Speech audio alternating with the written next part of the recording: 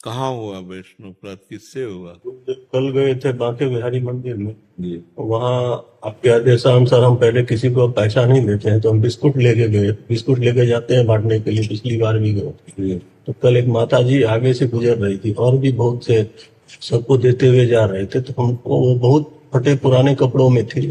तो मुझे हुआ कि कहीं वो छूट नहीं गई हो, तो मैंने उनको पीछे से आवाज दे के उनका हाथ पकड़ के कि माता जी ये लीजिए। उस पर वो निकल गई कि दुष्ट मेरा हाथ छू लिया। हाँ नहीं, हाँ गलती है, गलती क्योंकि कौन तुरंत एहसास हो गया। फिर क्योंकि मैंने काफी विनय मांगी उनसे, लेकिन नहीं, वो जितनी वैसे ऐसे कभी भी यह धाम है ना, कौन किस कोटि की स्थिति का है वो इस पर, अब वो पता नहीं बाल ब्रह्मचारिणी हो, किसी का स्पर्श बर्दाश्त नहीं, आपने हाथ पकड़ लिया तो अपराध तो बन गया। भी उन्होंने जब काफी मतलब वो बोले कि हट जाओ नहीं तो मैं बदुआ दे दूंगी। फिर अब बिल्कुल नहीं, बहुत डरना चाहिए, ऐसा नहीं हम कभी भी, जैसे कभी भी है ना, किसी का स्पर्श नहीं करते, क्योंकि पता नहीं किस साधु की कैसी, हम दूर से यहाँ पे समझ में भी नहीं आता। सुबह में भी मैं आ रहा था यहाँ पे दर्शन करने के लिए। सुबह में तो एक महात्मा जी निकल रहे थे, तो और काफी थे महात्मा। मैंने सबको प्रणाम राधे राधे करते हुए प्रणाम करके जा रहा था। एक को मैं प्रणाम किया तो बोले कि बढ़ते जाओ, सीधे बढ़ते जाओ। तो समझ में नहीं आता यहाँ पे कि मैं किसको प्रणाम करूं। नहीं, हम ये कहते हैं कि आपको किसी की प्रतिक्रिया से मतलब नहीं, छुओ मत, दूर से प्रणाम कर रहे हैं, ये उनकी प्रतिक्रिया है, आपकी नहीं। आप प्रणाम की मुद्रा में, छुआ नहीं है, प्रणाम मुद्रा में, बस यहां संभल के रहना है। आप बहुत नम्रता दिखाओगे, सामने से भगवान रुद्र रूप दिखाएंगे, आपकी अश्रद्धा हो जाएगी, सामने वाले की प्रतिक्रिया नहीं दी। अगर आप स्पर्श न किए होते उन माता जी को, अभी शांति हो जाती, अभी अभी हम कह देते कि कह उनसे कल से गलती मान रहा हूँ अंदर। नहीं, नहीं, उनसे आपने फिर प्रार्थना की? मैंने प्रार्थना की, मेरी पत्नी भी थी, वो भी गई तो बोली हट जाने तो मैं छड़ी से पीट दूंगी तुझे। बहुत बड़ी कृपा हुई, उन्होंने इतना तो कह दिया, अब शांति। वो पत्नी मेरी उनको माता जी कह के बोली, बोले मैं माता नहीं हूँ, मैं लड़की हूँ, मैं कुंवारी हूँ। हाँ तो वो ठीक है। अरे पता नहीं कौन किस भाव में श्री जी के, ये धाम है, ये वृंदावन धाम है या सब। तो अब आप बिल्कुल निश्चिंत हो जाओ, मानसिक भाव से उनको प्रणाम करो।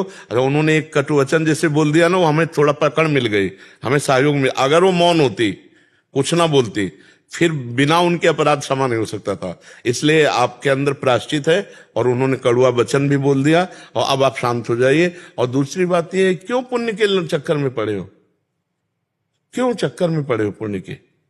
किसको बिस्कुट चाहे मांगने के लिए तो रहते वहां पे बड़ा खराब लगता है। कुछ नहीं, कुछ नहीं, यही सब देखना बंद करो।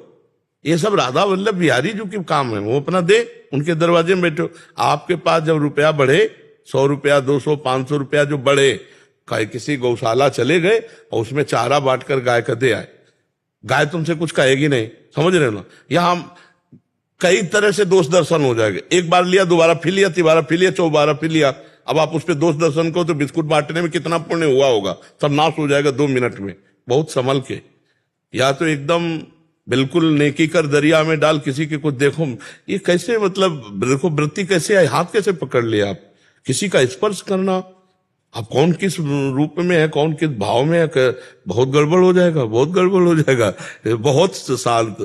अब देखो फटे पुराने कपड़े में अकिंचन भाव से कब कहाँ कौन रहे, सब 2 मिनट में बिस्कुट बांटने में कितना पुण्य किए, सुकृत बहु जन्म के, चल में डाले कोई, शांत राधा राधा, इससे बड़ा कोई सुकृत नहीं है।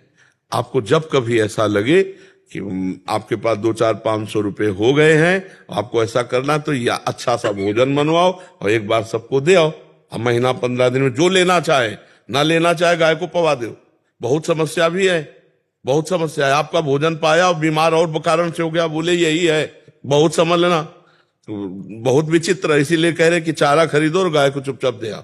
अगर तुम्हारे पास पैसा बढ़े तो चारा खरीदो, गाय को दे आओ, गौ सेवा बन जाएगी वृंदावन धाम में।